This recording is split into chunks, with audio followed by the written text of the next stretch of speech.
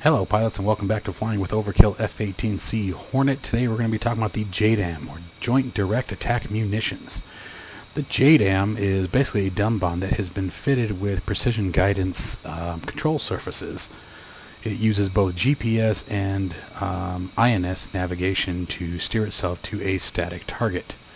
Now it's important to remember static. This will not work with any kind of moving target.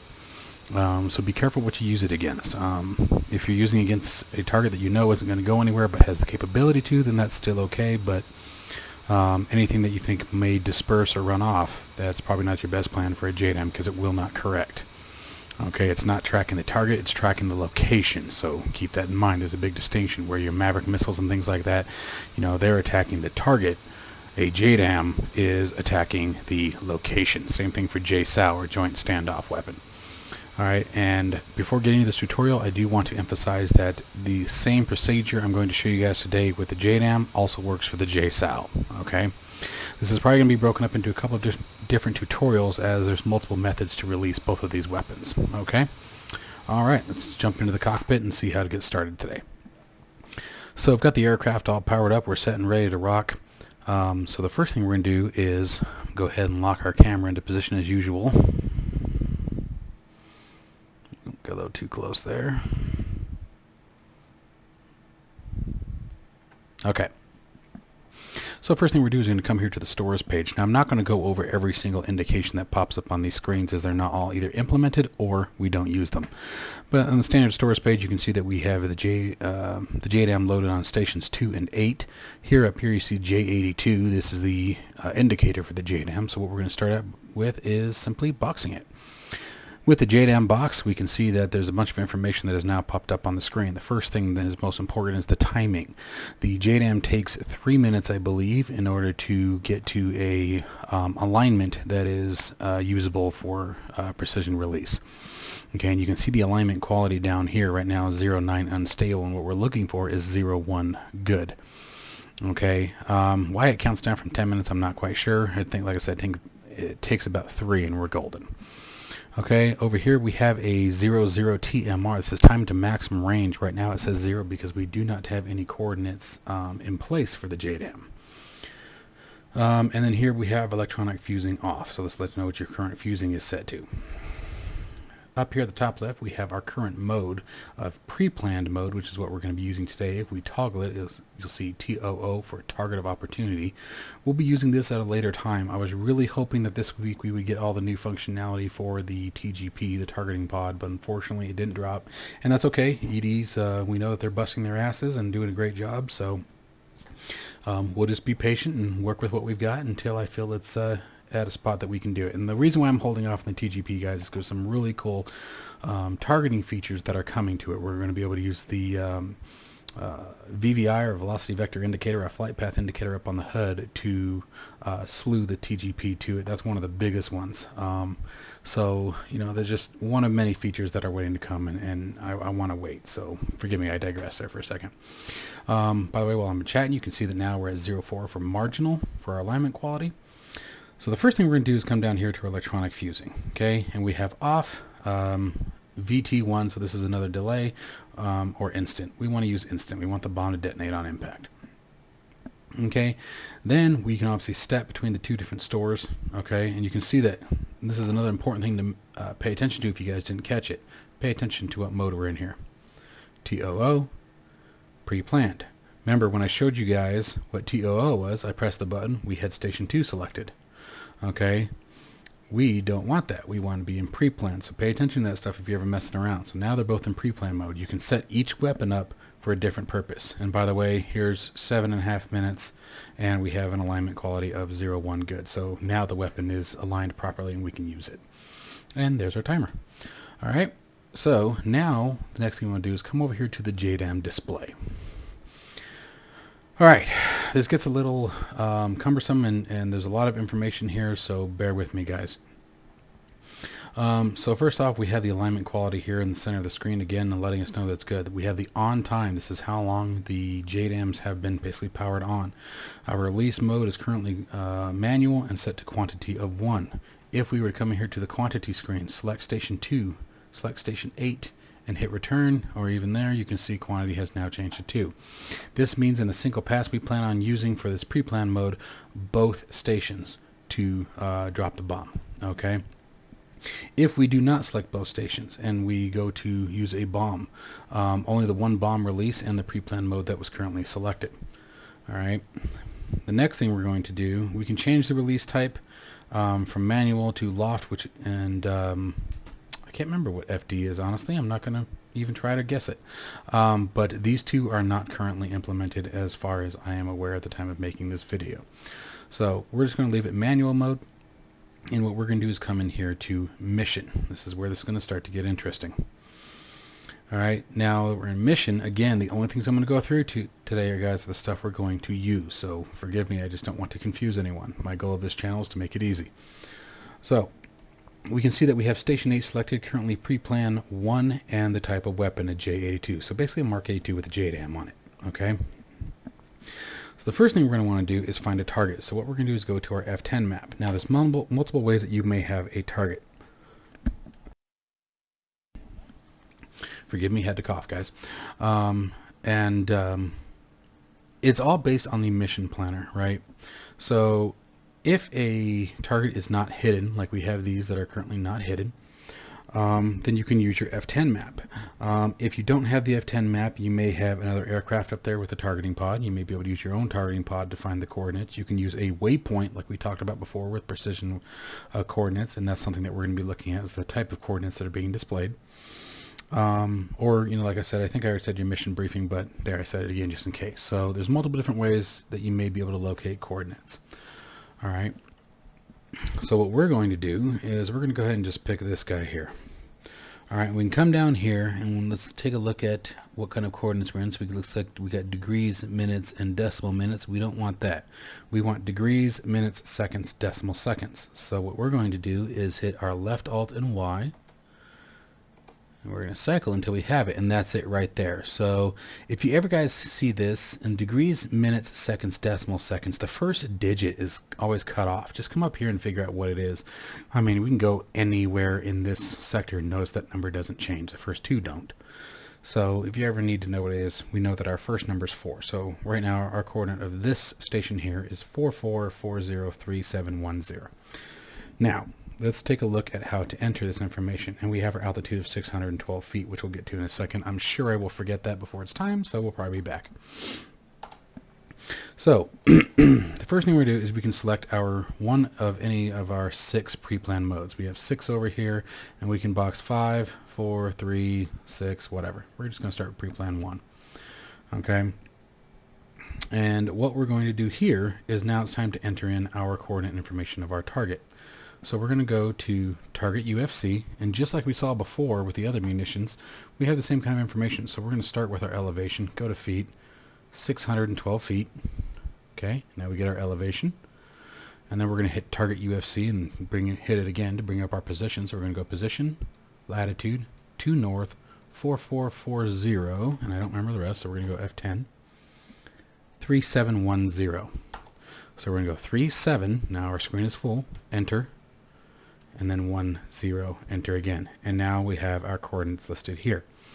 Okay, and then we're going to go to longitude, go to F10 again, and we're looking at easting of 400210.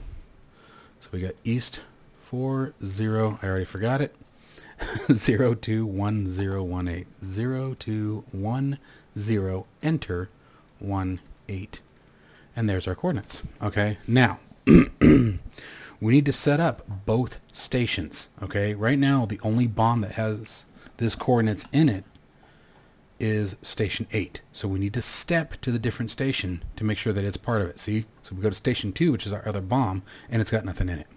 Now I'm going to show you guys how to save a little bit of time. So rather than bouncing back and forth through the F10 map, we can go back to latitude, and we know it's 4440, and then all we have to do is step.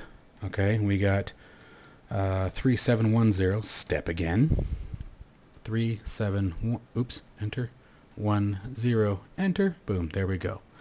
And we can do the same thing for longitude. So we're going to come here, go to step, 4002, 4002, step, 1018. 1 0 enter, 1 8 enter. And then we need target UFC again, get our elevation in there, 612 feet, bam. And now both of our bombs are set up with the same coordinates. Now, at the same token, if we wanted to set this up for a different coordinate, okay, let's say we wanted both of them to be on pre-plan 1, but we wanted them to drop on 2 separate targets. All we would do on station 2 is enter the different target, okay? So if we wanted station 2 to be this guy, and we can go ahead and do that. We can change it real quick. Let's go ahead and walk through that. So 4440 again. So we're on station 2. We're going to go for target UFC. We're going to do position, latitude, north, 4440. Oops, dumbass. Clear. Actually, here, just do something to make it mad. There we go. All right, let's try that again since I'm retarded. To north, 4440, F10, and it is 4332. 43, enter, 32, enter. Longitude, east, F10, looking back over here, 4002. 4002, and I think it was 1635. 16, enter, 35, enter. And then let's make sure our altitude is correct, 611 feet. It won't make a difference, but we'll edit it just for posterity here. 611 feet. Okay, so now what's going to happen is we have 2 bombs for pre-plan 1. Okay, so station 8 is on our first target. Station 2 is on the second target. They're both going to come off when we pickle the bomb on pre-plan 1, but they're going to go after 2 separate buildings, and we're going to see what that looks like here in just a few minutes. But this is pretty much it. We're done setting up the JDAM. Okay, so now what we can do is we can go to our menu and go back to our stores page, and we're good to go.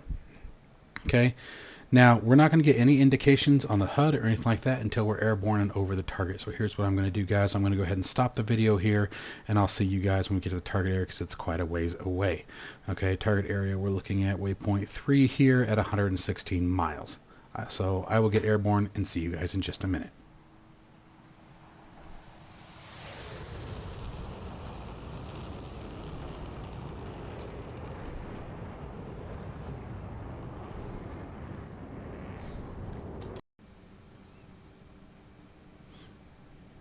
Alright guys, so we are back up in the air. We're at 25,000 feet. We're 21 miles to our target area, and we got some information to talk about, so let's go ahead and give it a quick look-see here. So first of all, looking at the HUD, we've got a couple of pieces of information. Now, you know what I'm going to do actually. Let's unpause that left shift, win pause, go into active pause, there we go. Let's unbox our waypoint. This little diamond up here on the heading tape indicates the target that's currently been programmed into the weapon system.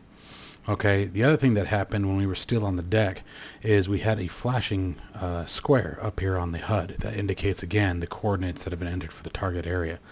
Currently we got 21 miles to target, as it is the only thing currently designated because we unboxed our waypoint. Now the other thing that can happen here, I'm going to show you guys, we're currently not in a configuration for bomb. Our master arm's off and we're not in air to ground mode. So let's go ahead and change that. We're going to go master arm on and air to ground. Now we get some new information. And by the way, we also have this arrow with a number up on top of it. This is our degrees and offset to the target. So it's telling us now that our target is 39 degrees offset to our left hand side. Okay, up here at the top we have 0.58 seconds to TMR, or time to maximum range, manual release mode, and we have the J82 in pre-plan mode selected. So it gives us all of our weapon information up here on the HUD as well. Here we have our bomb rings. Okay, so the outer ring lets us know that we are in range to employ the weapon.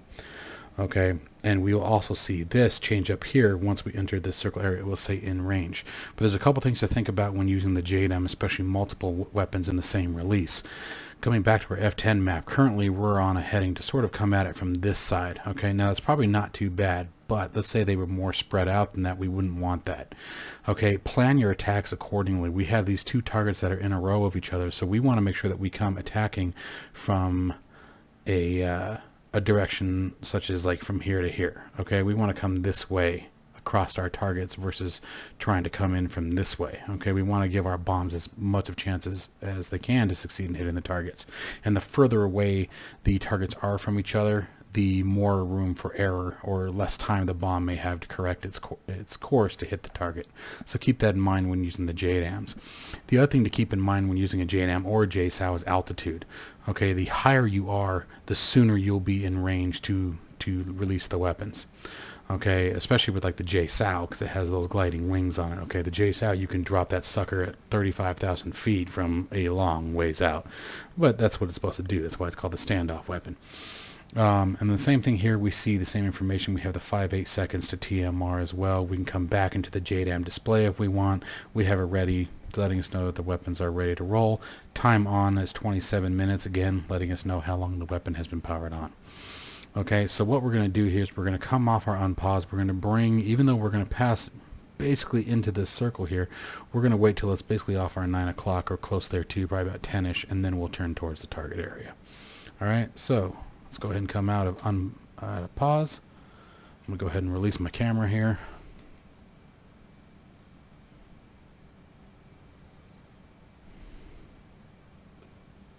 There we go. I'm not sure what that was all about. That was a little weird. And I'm going to come off autopilot, and let's go ahead and speed up time here a bit. Okay,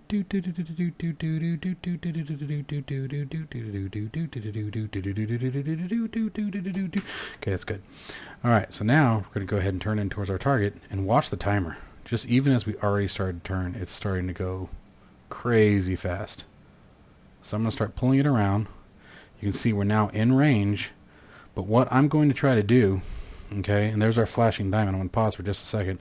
What I'm going to try to do is get this arrow and use it sort of like a bomb steering line. I'm going to get it as close to the center of the velocity vector as I can. It'll point down, letting us know that it's directly beneath us, or on a true heading basically.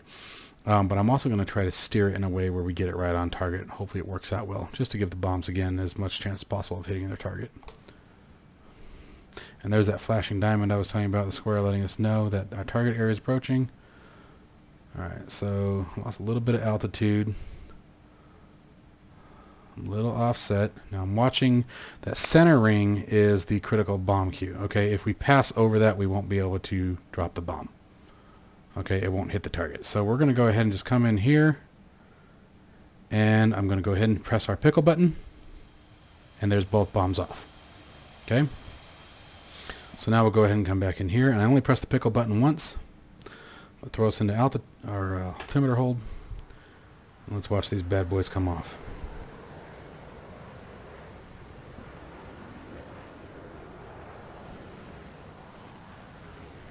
Looking for our plane. Can hear it, just don't see it. Oh, there we are. Sorry, I get amused easily.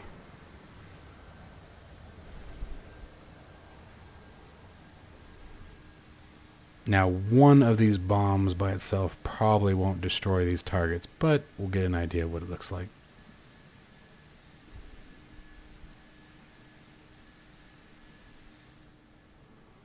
Going back up, we should see an impact on both. Boom and boom. Alright. So, that's a hit on both targets. All was good. JDAM is now empty. We don't have any more stations, so what we can do now is come back into our stores page and see that the JDAM is now no longer selected, so we can come off of air to ground, master arm to safe, get my hand out of the way of the track IR, and roll out and head home. So guys, I hope that helped you guys how to set up the JDAMs in pre-plan mode. Now, if you had multiple stores on multiple stations, it's the same procedure. You select the station that you want according to the pre-plan mode you want.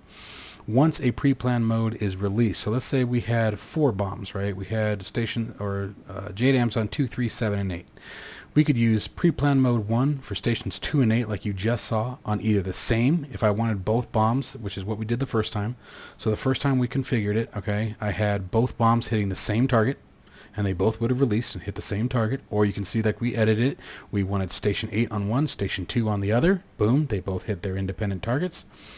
The other thing you can do is if you have, for example, 4 different targets in 2 different areas. Okay, you might have pre-plan mode 1, pre-plan mode 2. Okay, so you could set stations, either you could do 2, 3, 7, 8 all on pre-plan 1 if they're in the same area.